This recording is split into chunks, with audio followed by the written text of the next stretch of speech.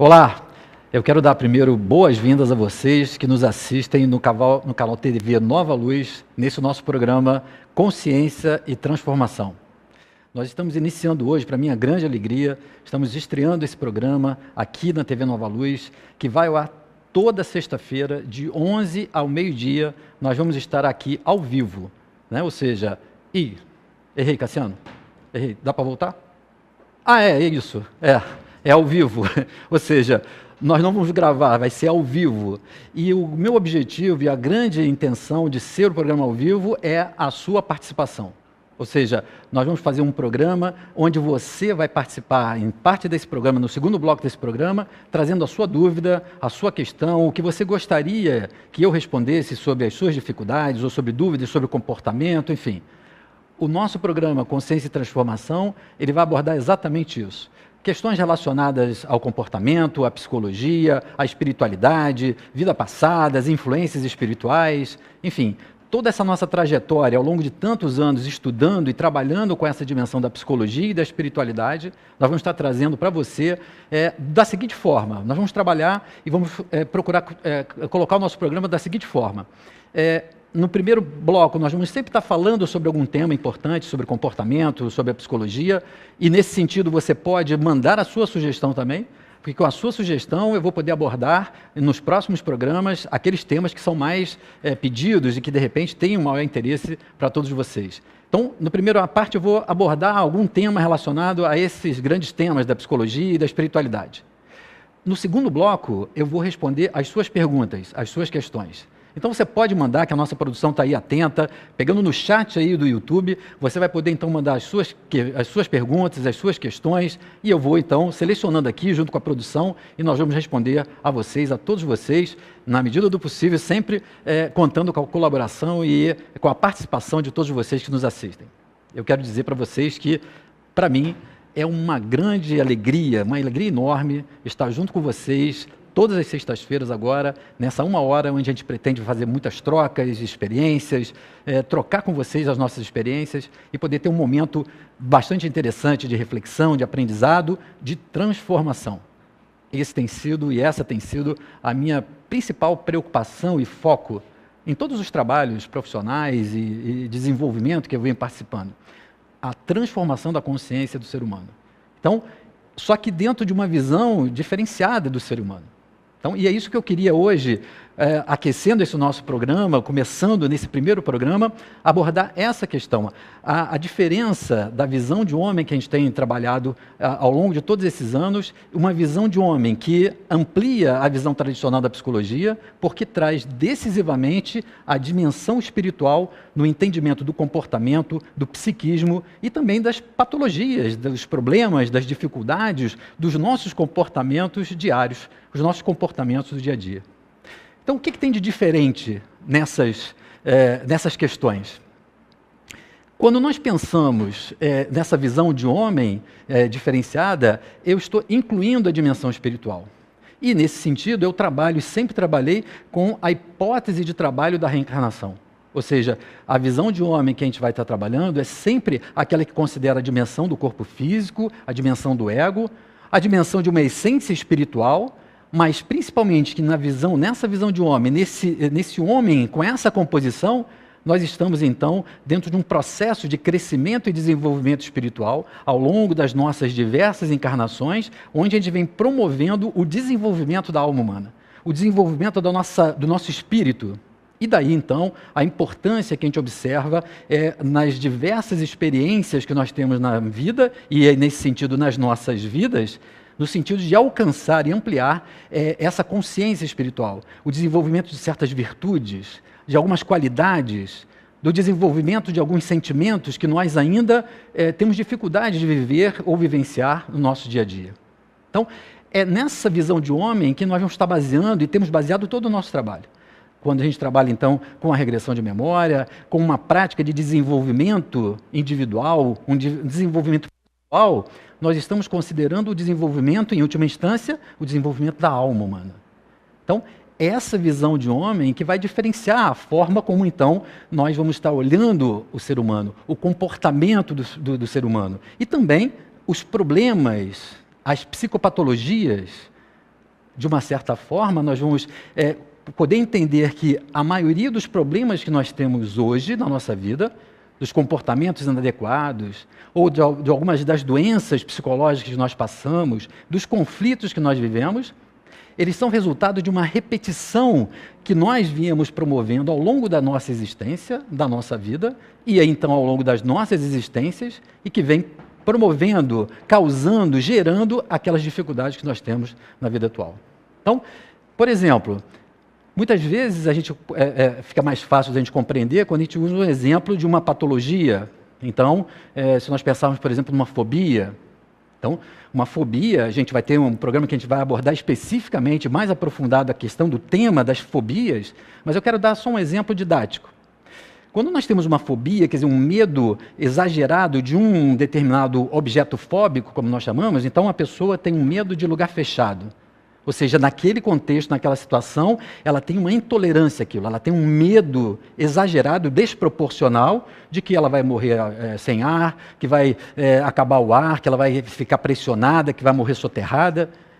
Essas reações desses medos que racionalmente, por exemplo, dentro de um elevador, onde não há uma justificativa plausível para aquele medo, ele normalmente está sendo gerado por algum tipo de lembrança do passado, ou seja, algum tipo de experiência provavelmente que essa pessoa teve, que está registrada no seu psiquismo, só que a nível inconsciente, e que naquela hora, num dado momento, por um motivo que dispara aquele conteúdo, faz aquela pessoa associar o lugar fechado a uma situação traumática, a uma morte, por exemplo, difícil. Só que como essa origem normalmente está inconsciente, essa pessoa não tem uma reflexão, uma compreensão do que gera aquele medo. Nessa hora, quando a pessoa passa por isso, muitas vezes ela, por não considerar isso, essa lógica ou essa possibilidade, ela acha aquilo muito estranho. Como é que então eu estou sentindo um medo de um lugar fechado, ou diante de um animal, ou diante de uma situação qualquer, por exemplo, aves de pena? E isso parece tão irracional que não justifica aquela reação intensa, caracterizada por um grande transtorno físico, muitas vezes. É que no nosso entendimento, quando a gente considera essa nova visão de homem, essa reação, ela é uma reação compatível com algum tipo de história, algum tipo de situação dolorosa e traumática que ela traz do seu passado. E do seu passado, seja um passado dessa vida, seja de uma outra vida, seja às vezes até do passado da família. Na nossa experiência clínica, nós começamos a observar que, inclusive, algumas experiências marcantes na história daquela família pode gerar um tipo de repercussão naquele indivíduo de hoje, na geração atual. Então, nós temos um universo de causas desses conteúdos inconscientes que vem marcando o nosso comportamento, fazendo com que a gente reaja muitas vezes automaticamente e quase que num mecanismo atávico de reação, sem sequer compreender o porquê, qual é a lógica daquela reação.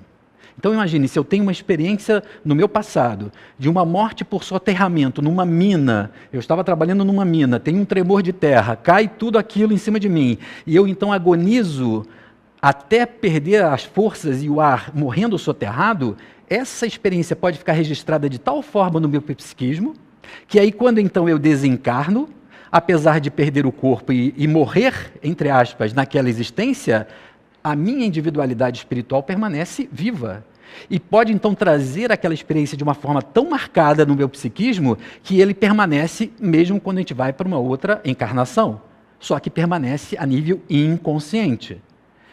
De alguma forma, em alguns momentos da nossa vida, nós podemos ver alguma coisa que se desencadeia, que dispara aquilo, que faz então com que a gente traga aquela lembrança. Por exemplo, estou no elevador, não me lembro daquela vida traumática, mas o elevador fica escuro, para. E eu, de repente, tenho aquela sensação assim, parou, ficou tudo escuro. É como se o meu psiquismo trouxesse aquela lembrança e, se tiver uma carga ainda muito forte, eu vou reagir com medo daquela morte. Só que associada a essa situação que eu estou vivendo hoje. Na medida que eu associo isso inconscientemente, todas as vezes que eu estiver naquela situação de lugar fechado, eu vou sentir aquele mesmo tipo de medo, aquela ansiedade. Então vejam que nessa abordagem, enquanto nós não conseguirmos dissolver esse tipo de conteúdo traumático dessa carga, muito mais difícil se torna a pessoa superar aquela dificuldade, aquele tipo de medo. E aí nós estamos falando das fobias, ou seja, nós estamos falando de um problema, de uma psicopatologia. As fobias são consideradas como um transtorno de ansiedade, porque a gente gera toda uma ansiedade diante daquele objeto fóbico. Mas a gente pode usar essa mesma lógica, esse mesmo entendimento para as situações corriqueiras do nosso dia a dia. Porque vejam bem, não são só as situações traumáticas que vão gerar esse tipo de repercussão na nossa vida atual, no nosso comportamento. Na maioria das vezes, nós estamos repetindo invariavelmente padrões e reações que a gente vem se acostumando nessa nossa hipótese ao longo das nossas encarnações.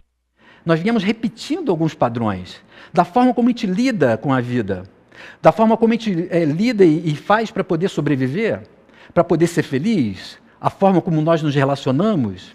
De tal forma a gente vem repetindo algumas dessas estratégias que a gente cristaliza isso no nosso psiquismo como sendo a melhor forma de nós lidarmos com as situações do nosso dia a dia.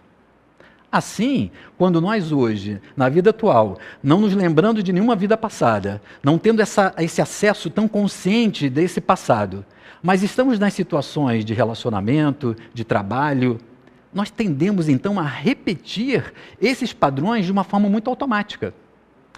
É mais ou menos assim, se nós ao longo de algumas experiências encontramos uma resposta, uma forma de lidar, que parece que deu certo, que foi boa, a gente tende a cristalizar isso no nosso psiquismo da seguinte forma: diante dessa situação, a melhor forma de eu agir é essa.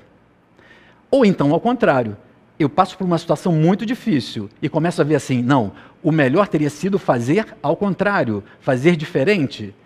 E eu fico então com esse registro de que diante daquela situação, ou eu repito, ou eu evito um determinado comportamento.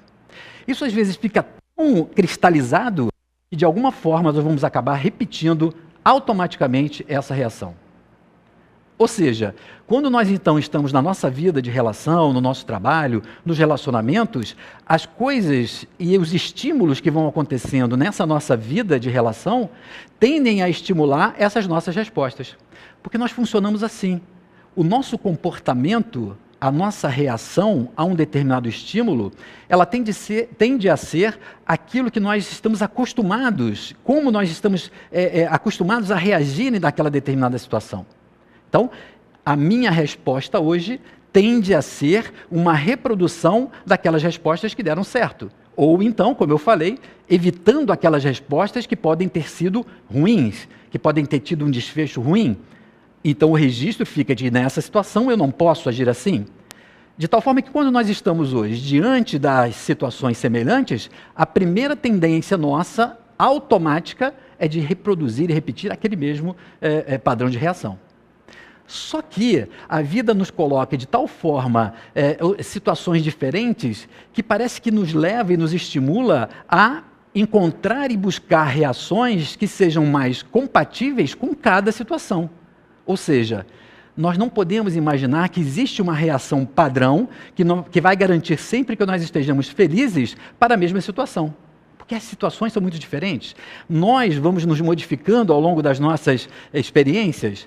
Então, se aquilo que era importante num momento da minha vida hoje não é mais, não dá para imaginar que seja a mesma resposta que eu vou dar?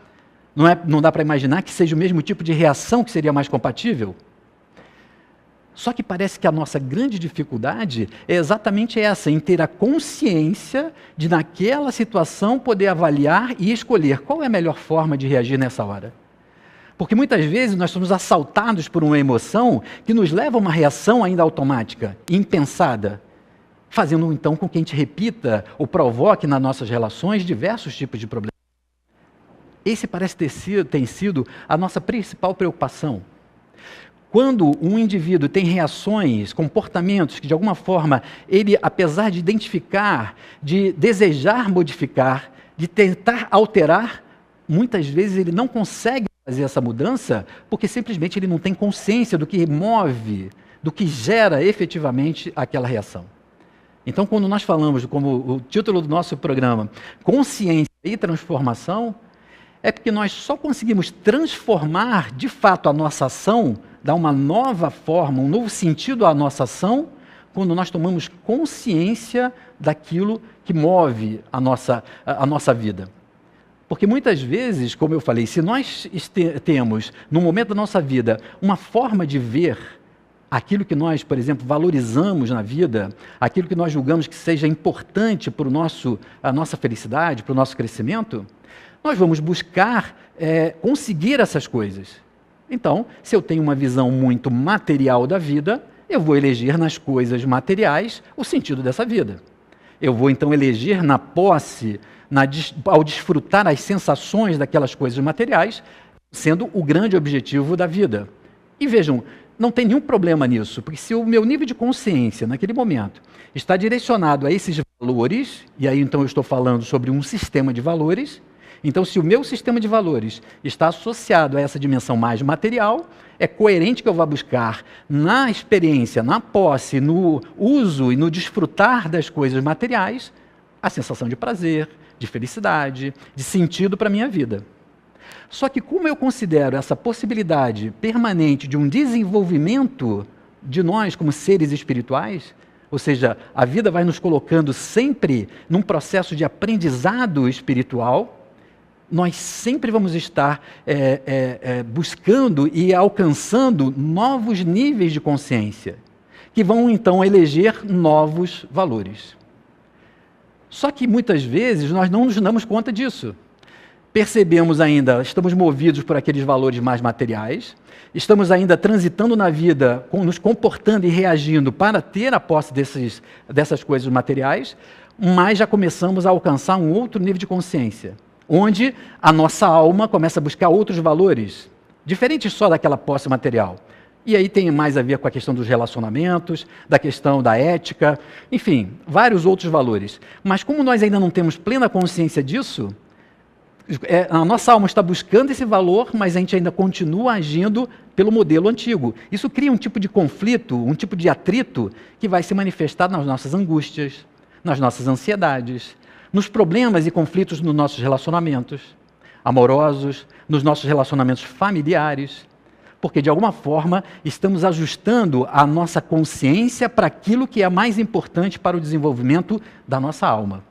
Então, quando todos nós vivemos esses problemas no dia a dia, no nosso dia a dia, com as nossas ansiedades, nossas aflições, estamos nos deparando com um ajuste permanente da nossa alma no processo de crescimento como espíritos, do nosso processo de crescimento e desenvolvimento espiritual. Só que nós não nos damos conta. Daí, então, a importância de nós estarmos atentos a essa questão de como nós estamos reproduzindo e repetindo, às vezes, padrões muito semelhantes, padrões cristalizados. Esses padrões, essas respostas que nós damos, a forma como nós funcionamos na vida, está exigindo ser atualizada, modificada. Alguma coisa na nossa vida precisa ser modificada ou ampliada. Então vejam, quando nós estamos falando sobre isso, tem pessoas que falam que como a gente está sempre falando nessa vinculação do passado, que a gente se preocupa muito mais com o passado do que com o futuro. E isso não é verdade. Porque vejam, por mais que a gente possa procurar entender as nossas reações de hoje, os nossos comportamentos, as nossas angústias, os nossos medos, em relação a essa construção de como eles se originaram no passado, das experiências, seja de vida passada, seja nessa vida atual, isso para nós não é o mais importante, mas isso determina uma forma cristalizada de reação. A nossa preocupação não é com esse passado, mas é exatamente de que a gente tome consciência do que precisa ser modificado hoje para um processo de transformação do futuro. Então, eu lembro de uma cliente que falava assim, tem gente que só o museu que vive do passado. Aí ela falou assim, não, mas você não, porque você também de alguma forma vive pensando no passado. Apesar disso ser coerente, porque a gente está buscando a compreensão das reações do comportamento em função dessa construção, a nossa preocupação é de fato como ajudar a pessoa a fazer um processo de modificação dali para frente. E as pessoas me perguntam, mas como é que se faz isso? Esse é que é o nosso objetivo aqui no nosso programa, de trazer abordagens sobre as diversas dificuldades que cada um de vocês passa, que todos nós passamos no nosso dia a dia, e que muitas vezes se apresenta como um desafio de poder compreender por que a gente repete aquele tipo de padrão de reação. Por que, de alguma forma, nós temos em algum momento uma dificuldade num relacionamento específico com uma pessoa, ou com um grupo de pessoas, ou com um tipo específico de pessoas? Ou seja, nós lidamos com essas situações, reagimos a elas, mas não pensamos o que realmente pode ser mudado para que ela seja modificada. O nosso grande processo aqui vai ser ajudar você a esse tipo de reflexão, a uma tomada de consciência para o processo de transformação. Porque essa repetição que nós fazemos dos nossos comportamentos, mesmo que seja fundamentada ou baseada numa experiência qualquer de vida passada, ela pode e precisa ser mudada. O processo de angústia, de conflito que nós vivemos nesse momento, ele é um apelo da nossa alma, é uma tentativa de já começar a modificar aquela reação para uma nova reação que seja compatível para o nosso crescimento, para a continuidade no nosso crescimento. Mas nós, muitas vezes, temos dificuldade de fazer esse processo de mudança. Por quê? Por que será que é tão difícil para nós mudarmos, às vezes, um comportamento ou uma reação que nós já imaginamos ou já concluímos que precisa ser mudado? Normalmente tem dois grandes motivos para esse tipo de manutenção. O primeiro deles é porque, se nós temos uma reação associada a evitar um mal maior, ou seja, se a gente passou uma situação difícil, o medo às vezes é tão grande que a gente tende a repetir aquele comportamento numa tentativa inconsciente de evitar aquela situação traumática do passado. Então, usando o meu exemplo da pessoa com fobia de lugar fechado, ela tende a reagir com aquele medo do elevador porque ela está tentando evitar morrer soterrada novamente naquela mina. Se aquela experiência ainda está muito aberta, vamos dizer assim, no seu psiquismo, ela tende então a repetir aquilo automaticamente para evitar aquele problema. Mas o segundo grande motivo é que às vezes a gente repete porque a gente gosta. Ou seja, em algumas abordagens da psicologia, a gente fala que tem um ganho secundário. Tecnicamente, a gente normalmente chama isso de um ganho secundário. O que quer dizer isso? Nós reagimos daquela forma, mantemos às vezes aquele tipo de comportamento, porque no fundo tem um ganho no nosso psiquismo. Nós imaginamos que com aquilo seja bom, ou aquele tipo de reação possa garantir um determinado tipo de sucesso ou de felicidade. Então, por exemplo, eu manter um padrão de relacionamento, no meu relacionamento familiar, com o meu filho ou com a minha filha, onde há uma tentativa de protegê-lo ou há uma tentativa de fazer com que ele faça o que eu acho que é melhor, controlar a vida dele, pode ter um ganho no sentido de eu tentar fazer com que, de alguma forma, a experiência dele seja a melhor possível. Ou seja, ter o ganho de garantir que ele fique feliz, que ele não sofra. Então isso pode fazer com que eu perca a noção e faça de uma forma tão controladora que possa então inibir a iniciativa dele, o desenvolvimento dele. Mas a gente faz isso por mal? Não. Normalmente é por conta desse tipo de repetição, de estratégia que nós usamos e que viemos usando ao longo de muitas experiências, às vezes de vida passada, na nossa vida atual. Então, nós vamos falar nos nossos programas sempre sobre temas, e aí trazendo temas do nosso dia a dia, sobre essas questões, que possam nos ajudar a não só a esclarecer e refletir sobre esse tema, mas também permitir que você possa enviar a sua pergunta. Eu sugiro a você mandar a sua pergunta para o chat, que então, após o nosso intervalo, nós vamos começar a responder a vocês as dúvidas, as dificuldades que vocês queiram, de repente, compartilhar. É claro que nós não vamos pretender fazer terapia online, enfim, mas é uma forma de poder também estar trocando com vocês, com as pessoas que atravessam problemas, uma forma de a gente poder fazer uma nova visão daquilo que aflige você, daquilo que você tem como dúvida e que a gente possa ajudar nesse esclarecimento.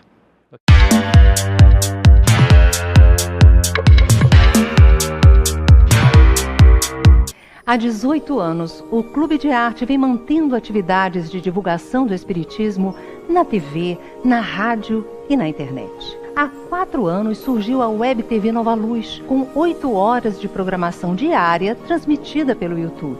Programas ao vivo com interatividade pelo WhatsApp e participações internacionais via Skype, musicais, entrevistas, documentários, programas dedicados aos jovens e muito mais. Hoje nós temos todos os custos que uma Web TV precisa para funcionar.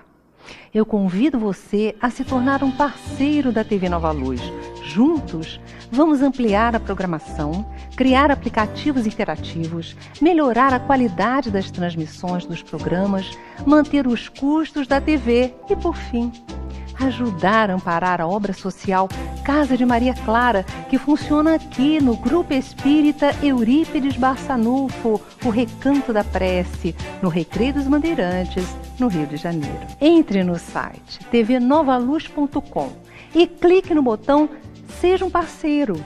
Cadastre seus dados e faça sua adesão por um valor fixo de R$ 15 por mês. E olha, nós estamos preparando uma série de benefícios que iremos divulgar em breve, porque nós queremos que os parceiros participem da TV em programas especiais, ganhem e-books, além de descontos exclusivos na loja Clube de Arte. Eu conto com você nessa parceria. Um beijo no seu coração, muita paz e muita luz.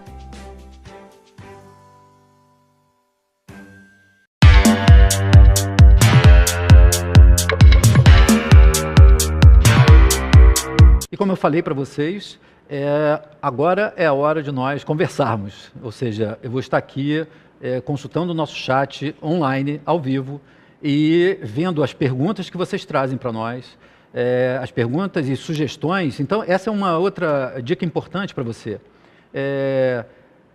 Deixe a sua sugestão dos temas que você gostaria que eu abordasse nos próximos programas. Porque isso faz com que, de alguma forma, a gente possa focalizar não só aquilo que a gente pode trazer como reflexão e da nossa experiência, mas aquilo que interessa a você em particular.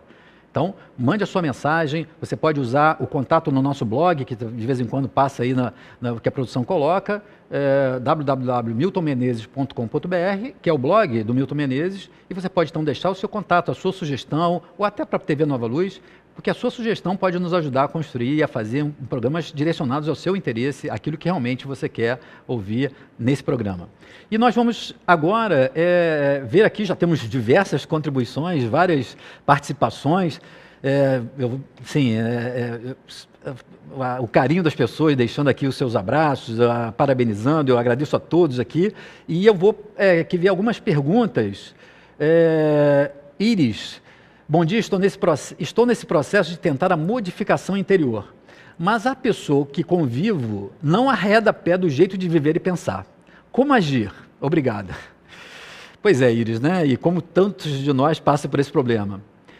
Qual é o problema? Nós, de alguma forma, já pretendemos fazer um tipo de modificação na nossa vida, já começamos a entender que precisamos modificar, às vezes, comportamentos, rotinas, interesses, valores.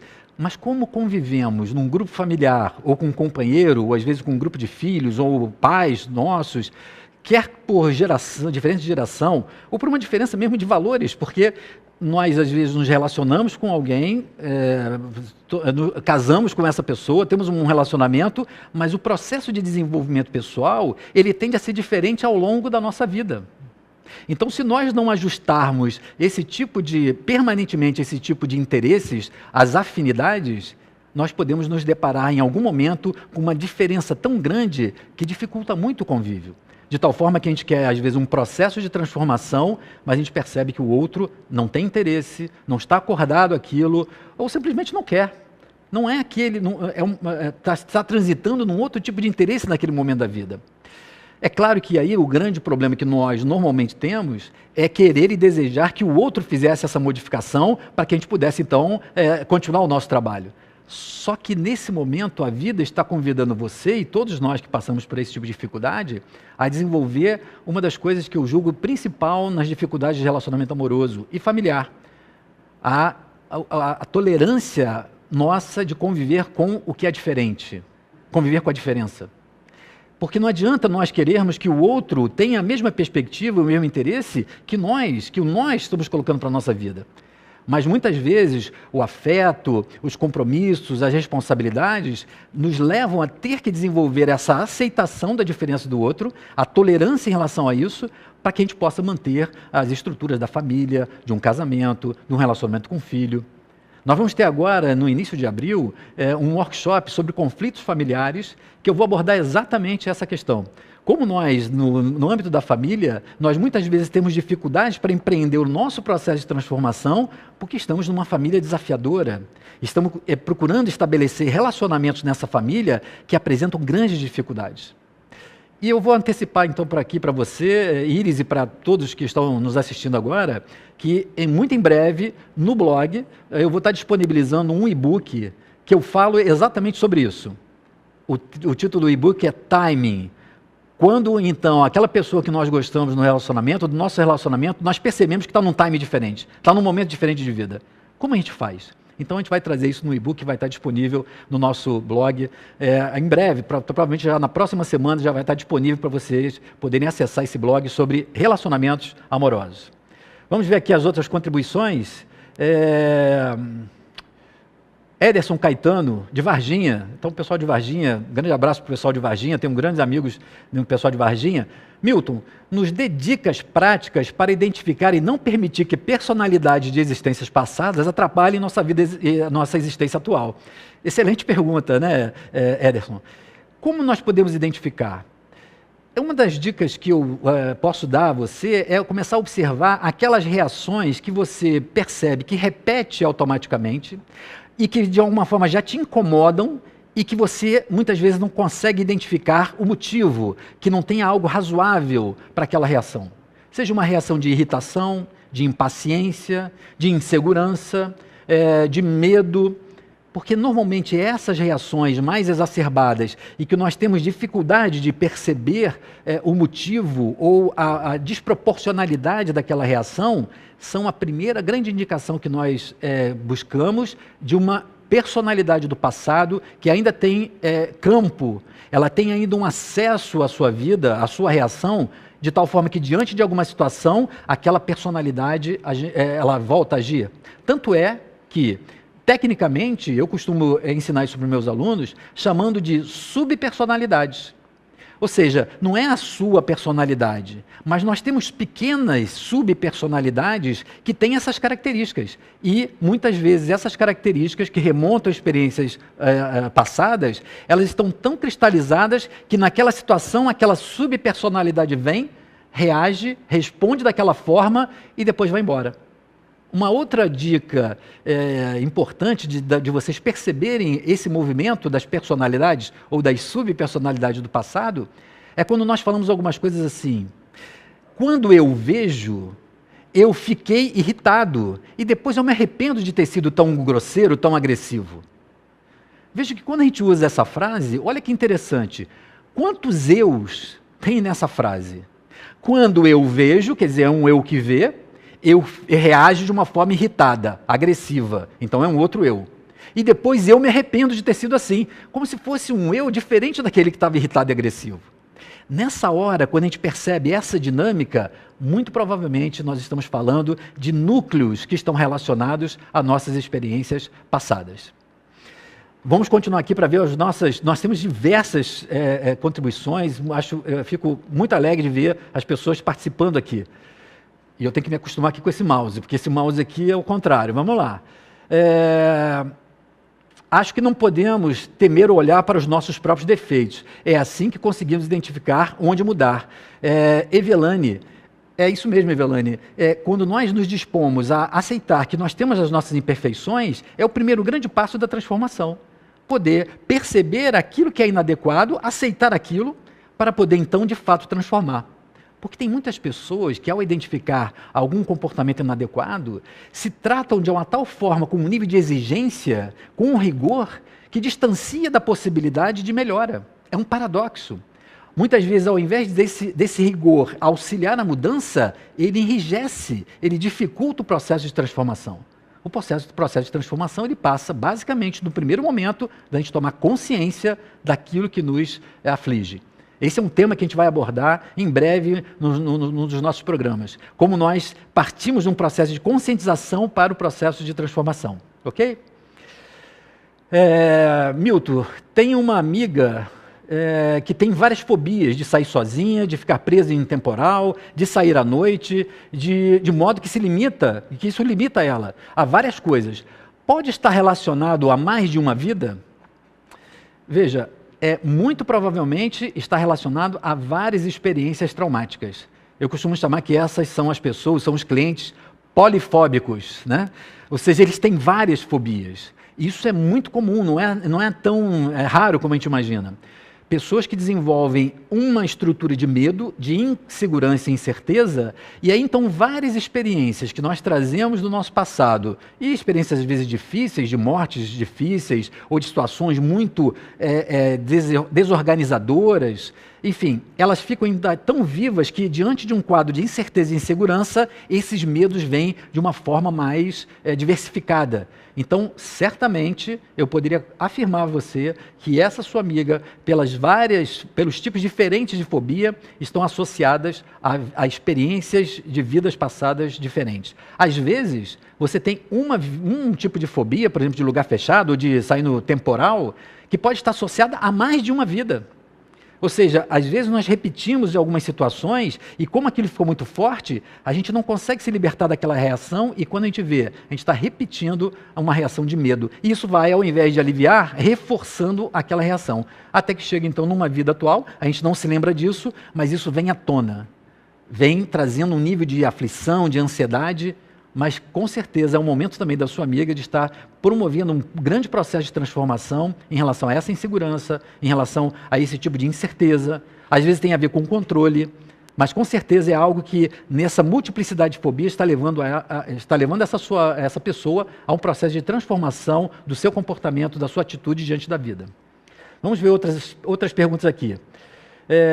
Professor, o que dizer de pessoas com tendência ao escapismo?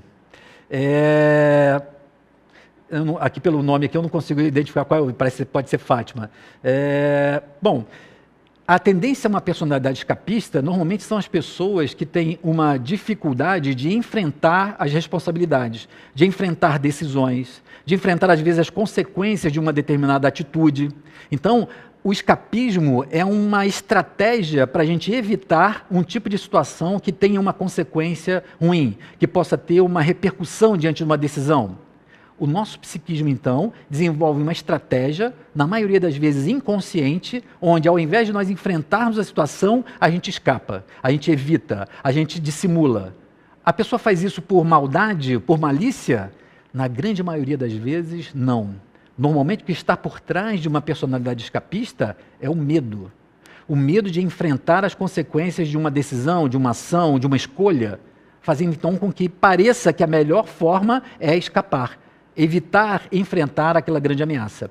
É claro que aí, como sempre, o processo de transformação aí está em ver que, diante de cada desafio que a vida coloca na gente, na nossa vida, nós sempre trazemos recursos fundamentais e necessários para atravessar.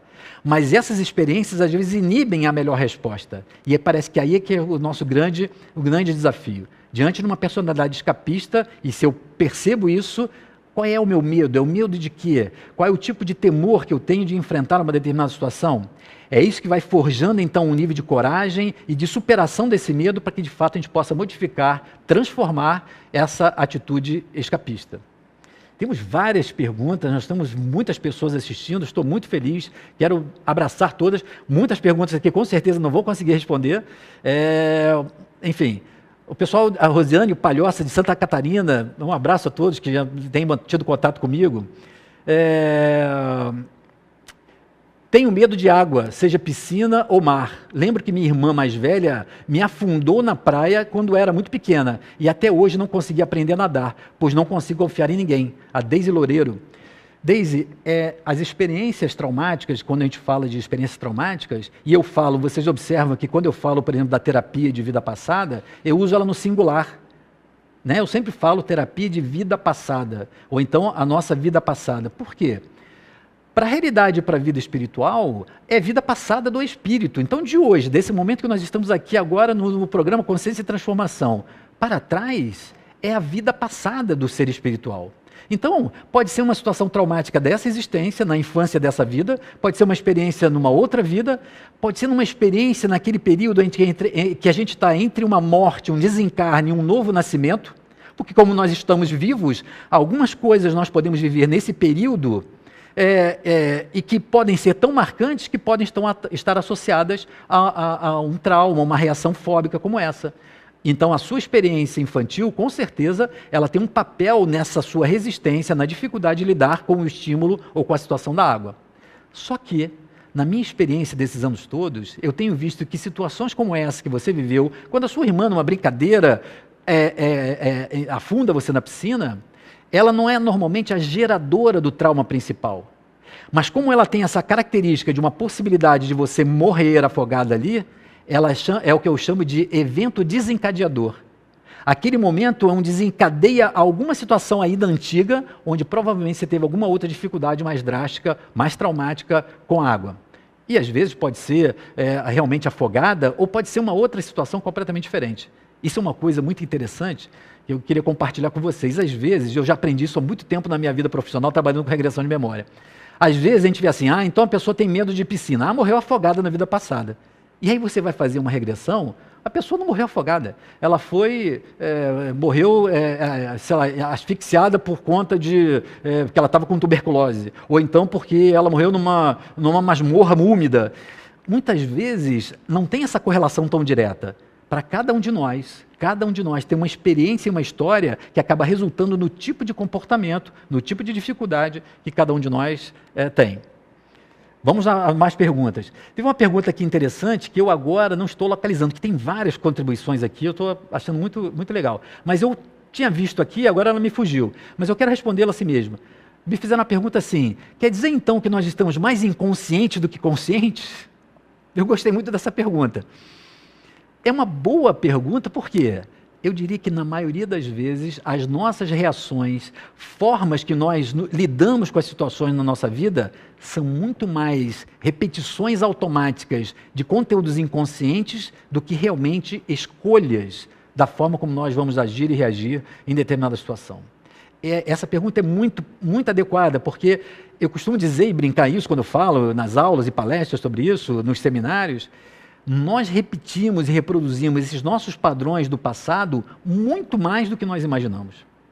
E aí a resposta que eu dei anterior, justamente quando a gente identifica isso, é quando a gente invariavelmente repete um tipo de reação e a gente mesmo acha estranho. Só que tem algumas dessas reações que eu costumo chamar de pontos cegos. O que é um ponto cego? Um ponto cego é um ponto que eu, apesar de ter, eu não vejo de mim mesmo. Ou seja, eu às vezes posso ter várias reações que eu nem me dou conta, mas elas são extremamente inadequadas e representam esse conteúdo inconsciente que vem e faz a gente reagir daquela forma. Esse é um grande problema, porque se é um ponto cego, como é que a gente vai saber? Como é que você vai conhecer o seu ponto cego? Eu costumo dizer que uma das dicas para isso é observar o que as pessoas costumam reclamar de você. Se é uma pessoa só que reclama, pode ser implicância. Ela está implicando com você e diz, você é chato, você é mal-humorado, você é controlador. Mas se a gente começa a observar que várias pessoas têm sobre nós o mesmo tipo de opinião, eu acho que vale uma reflexão, em algum momento você fala assim, será que realmente eu sou mal-humorado? Será que eu sou controlador? Será que alguma coisa no meu comportamento leva a fazer sentido isso que as pessoas estão falando? E aí você vai poder avaliar. Parece que sim, eu acho que sou um pouco, ou então ainda não. Porque essa percepção das pessoas pode nos ajudar a tomar consciência de alguma coisa que a gente repete ainda inconscientemente e que precisa ser mudado. Então, a dica que eu dei anterior, e vou reforçar agora, ou é pelo desconforto daquela reação que nós mesmos já percebemos que é inadequada, que pode nos ajudar a olhar e falar assim, isso está inadequado, ou então aquilo que as pessoas começam a observar sobre nós e a gente poder fazer uma avaliação equilibrada se aquilo procede ou não, se aquilo parece fazer sentido ou não. Mas eu responderia a você que fez a... Desculpem, é um problema de programa ao vivo, né? Mas eu respondendo a você que fez a pergunta, com certeza nós repetimos comportamentos e reações muito mais inconscientes do que aquilo que nós temos consciente. Mas o caminho é de tomar consciência cada vez mais, nos apropriarmos das reações da nossa vida. E isso vai fazer com que, de alguma forma, a gente possa estar mais consciente das respostas mais adequadas a cada situação. Seja ela uma situação até de firmeza, onde a gente tem que exercer uma certa autoridade, aquelas em que a gente tem que, às vezes, aceitar e se submeter a uma determinada situação. Mas eu gostei muito dessa pergunta, agradeço a vocês que estão mandando aqui as suas contribuições. Parabéns pelo programa, Dorothy, obrigado. Parabéns pelo programa. O programa está excelente, agradeço. Se possível, gostaria de ouvir sobre o medo de doenças e sobre ansiedade. Obrigado, parabéns pelo programa. Regina, obrigado pelo estímulo. Nós vamos ter um programa específico onde eu vou aprofundar no tema, no bloco inicial, a questão da ansiedade. Com certeza é um dos grandes problemas que nós atravessamos hoje, que é, na maioria das pessoas, um estado de ansiedade. E por que, então, atualmente nós estamos vivendo um processo de ansiedade mais significativo? Porque a ansiedade, ela é sempre antecipatória. Se você parar para observar, a ansiedade está relacionada normalmente a um processo de antecipação. Ou a gente fica ansioso por uma antecipação de algo ruim que a gente quer evitar, então a gente fica ansioso pelo nível da angústia, do medo, etc., porque a gente antecipa algo ruim que a gente quer tentar evitar, que se aproxima, ou então a gente fica ansioso porque a gente está querendo antecipar uma coisa boa, e também a gente fica querendo chegar logo na coisa boa. Então, eu tenho uma prova difícil, eu vou ter um concurso no final de semana. Então, a dificuldade de estar à prova, de ter, de repente, um momento decisivo da minha vida, faz com que a antecipação daquele momento crítico me traga uma série de medos, incertezas, uma projeção do futuro, e isso desenvolve, então, uma tal pressão no nosso corpo que vai modificar os meus neurotransmissores. A gente vai falar depois sobre isso com calma. Da mesma forma, eu começo então também às vezes a antecipar, querer viver logo aquela festa maravilhosa e eu fico vivendo a festa. E às vezes eu fico vivendo tanto aquela festa que no dia da festa eu não consigo nem desfrutar. Ou então acontece um imprevisto e não tem a festa.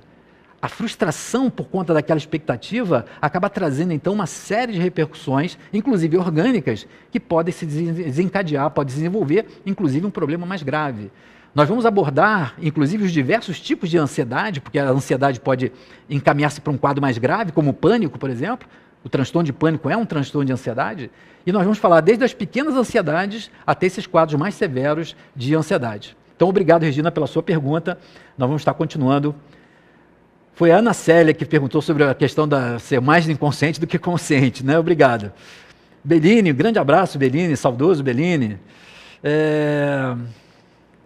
Como somos tão inconscientes sobre nós mesmos, temos muito o que aprender. Giancarla, isso, Giancarla. O processo nosso de inconsciência e essas repetições, algumas pessoas ficam muito rigidamente e rigorosamente tentando corrigir essas imperfeições, essas inadequações, mas se esquecem que, na verdade, esse é o processo por excelência do aprendizado da alma. É quando nós começamos a ter essa consciência de uma reação automática, de um processo mais inconsciente, uma reação, uma emoção destrutiva, é que nos permite observar e começar um processo de transformação. Algumas vezes esse processo é até um pouco mais simples, às vezes só um pouco da nossa determinação de uma atitude diferente já vai promovendo essa transformação. Algumas outras vezes é preciso um trabalho mais estruturado, porque ela tem raízes, fundamentação no nosso psiquismo, dá uma necessidade de reagir daquela forma que nós desconhecemos. E porque tem uma raiz muito profunda, às vezes muito dolorosa, nós temos dificuldade, às vezes sozinhos, de conseguir fazer essa modificação. Nesses casos, então, mais graves, é quando a gente recomenda, então, um processo terapêutico, às vezes até a necessidade de um psiquiatra, a necessidade de um tratamento espiritual. Porque o entendimento de um homem, como na visão de um homem que a gente vai estar sempre apresentando a vocês no nosso programa Consciência e Transformação, é de um homem que tem as suas diversas dimensões. A dimensão física, a dimensão psicológica, a dimensão espiritual. A maioria dos problemas graves de saúde que nós temos exige uma abordagem nesses diversos campos do ser humano. Então, uma abordagem física, muitas vezes, com a medicação, uma abordagem psicológica e também, às vezes, uma abordagem espiritual, independente do tipo de religião que a pessoa siga. Mas a questão do equilíbrio da dimensão espiritual, da religiosidade na vida dessa pessoa. Vamos ver aqui outras perguntas. Trazer a consciência, o inconsciente, traz algum perigo à nossa saúde mental? É possível saber o que está oculto em nós? O Bellini, né, o grande Bellini, nosso amigo de longa data, né? Obrigado pela oportunidade da pergunta, porque ela nos permite esclarecer um dos grandes mitos que envolve, por exemplo, o processo de regressão de memória, né? Quantos de nós ainda imagina que trazer à tona o conteúdo inconsciente pode trazer problemas e desequilíbrios à saúde mental? Eu costumo dizer que a maior contraindicação de se fazer um processo desse, de acessar os conteúdos inconscientes, é você fazer isso numa experiência com um tipo de profissional ou com um tipo de trabalho que não seja consistente, que não tenha um tipo de reflexão no processo da psicoterapia. Porque se lembrar desse conteúdo do passado é relativamente fácil. Parece estranho, né? Mas é relativamente fácil. A questão não é lembrar do passado ou trazer à tona, é o que nós vamos fazer com essa lembrança desse conteúdo. Se está associado a um problema, como nós vamos aproveitar essa lembrança, essa tomada de consciência, não pela lembrança em si, mas justamente pelo processo do que precisa ser transformado dali para frente e vai se desligar desse passado. Então, essa pergunta é muito importante, porque eu costumo dizer muito para o público espírita, que com certeza é um público que nos assiste na TV Nova Luz, que, na verdade, quando a gente faz da forma e no método como a gente desenvolveu um processo de trazer esse conteúdo inconsciente à consciência, na verdade, nós não estamos lembrando do passado. Eu costumo dizer que nós fazemos regressão de memória não é para lembrar o passado, é para esquecer o passado que ainda está nos perturbando no presente. Porque na hora que aquele tipo de pessoa que nós estamos falando aqui, que tem um medo de morrer soterrada, essa pessoa ela está regredida. Ela está vivendo hoje um medo e um conteúdo que é daquele passado e não é compatível com o elevador hoje. Então, um processo sistematizado, consistente e que tem uma estrutura profissional para levá-la a essa lembrança, vai ajudá-la a esquecer, a se desprender desse passado. Então, a gente faz, nessa perspectiva terapêutica, a gente faz a regressão não é para lembrar o passado, é para esquecer o passado. Tanto é que a gente não vai se lembrar nesses processos, a gente não vai se lembrar de detalhes dessa vida. As pessoas às vezes ficam achando que na regressão elas vão se lembrar dos fatos, das pessoas, da idade, da época. Isso, na maioria das vezes, nem é terapêutico. O mais importante e terapêutico é a pessoa tomar consciência do tipo de carga que ela traz, qual é a memória que ela traz daquela experiência traumática que está influenciando o seu corpo, o seu psiquismo, as suas relações na vida atual.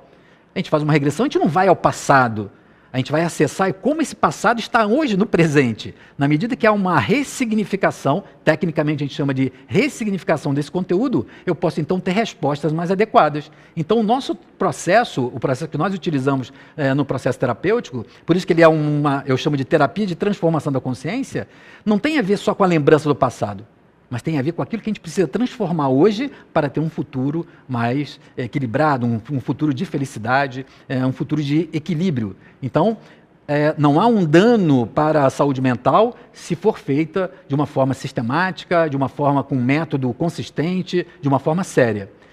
Como é muito fácil lembrar e acessar o conteúdo do passado, infelizmente, nós temos pessoas que, às vezes, não fazendo isso num contexto terapêutico, podem promover algum tipo de desequilíbrio, de conflito. É possível, mas quando você faz isso de uma perspectiva terapêutica, com um método sistematizado, a nossa experiência esses anos todos tem comprovado os benefícios desse acesso, dessa tomada de consciência, que com certeza, volto a repetir, não está relacionada à lembrança, mas à transformação desse conteúdo que ainda resiste do passado para um processo de um futuro diferenciado, de um futuro de mais felicidade. Parabéns pelo programa. Gostaria que, se possível, que abordasse em um próximo programa o tema do mal do século, a depressão. Um fraterno abraço, Joilson, grande Joilson, um abraço, nosso amigo Joilson. Nós vamos, dentre as psicopatologias, em breve, um dos próximos programas vai ser sobre a depressão. Bom, eu quero agradecer a todos que mandaram as suas contribuições, é impossível responder as perguntas. O que eu vou fazer com vocês é manter sempre essas perguntas, na medida do possível, no blog, poder responder. Então, nós vamos estar aqui todas as sextas-feiras, de 11 a meio-dia, com você. Eu queria encerrar apenas contando uma pequena história, uma rápida história, e vou sempre deixar no final um momento de reflexão para nós. É a história sobre uma lenda sobre as areias do deserto da vida. Fala de um rio que descendo a montanha, começou a vencer todos os obstáculos, descendo a montanha, entrando pelos vales, e o rio percebeu que ele vencia todos os obstáculos rumo ao seu destino. Até que um dia, o rio chegou diante do deserto. E diante do deserto, quando ele tenta atravessar o deserto, ele começa a se perder, ele começa a sumir. E ele então resiste e fala assim: deserto, eu quero atravessar, eu quero continuar. E uma voz que sussurra, que vem das areias do deserto, dizem para ele: então, deixa que o vento faça isso. E ele pensa: eu não posso, se eu deixar o vento me levar, eu vou me perder, eu não vou mais ser eu quero continuar sendo eu. Só que a areia fala assim: mas você precisa se transformar para poder continuar a sua jornada. E depois de um certo momento de relutância, e sem saber de fato da sua origem, o rio se permite a fazer isso. Ele se deixa então ser aquecido pelo calor do sol, ele evapora e já não é mais um rio. A sua essência agora é o vapor, e o vento leva através do deserto. E o deserto, então, ele é levado pelo vento até um momento em que, chegando perto de uma nova montanha, ele se condensa e chove. E ao chover na montanha, ele se transforma num novo rio. E aí então ele entende que na nossa vida nós atravessamos uma experiência para recomeçar uma outra, muito mais conscientes, muito mais transformados e muito mais ricos de conhecer qual é realmente a nossa verdadeira essência. Muita paz a todos vocês, uma grande alegria ser assistido por vocês, e eu convido vocês ao nosso próximo encontro, sexta-feira que vem, no Consciência e Transformação. Até lá!